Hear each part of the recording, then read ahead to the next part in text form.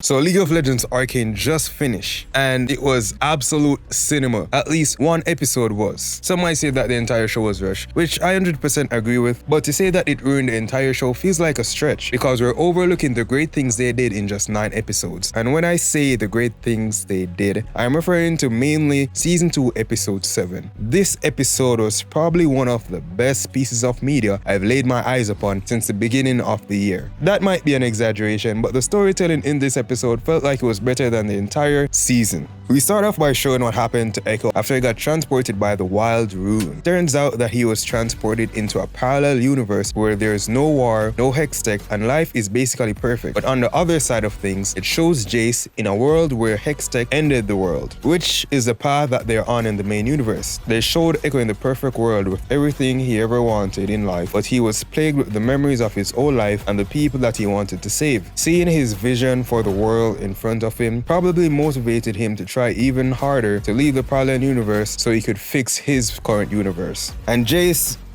had it rough. He was being corrupted by the Hextech, slowly breaking his mind and his body, locked away in solitude, surrounded by a world destroyed by his creation. To be honest, the fact that Jace isn't completely crazy is actually impressive to me because he held his own pretty well. While all that is great, the thing that made this episode absolutely perfect for me was the relationship between Jinx and Echo. Remember, in season 1, Echo almost killed Jinx, and you'd think that was because he hated her. But it was the opposite. Mans was totally in love with her, but he just gave up on trying to save her, which is why in the following episode he tried so hard to save her from herself. As I said, season 2 of Arcane could have been better, and personally I think they wasted a lot of plot lines, but season 2 episode 7 was paced very well and they did a very good job at adding context and answering questions that were left unanswered in the previous episode. It felt like a reward or a treat after witnessing all the crazy stuff that happened in the previous episodes.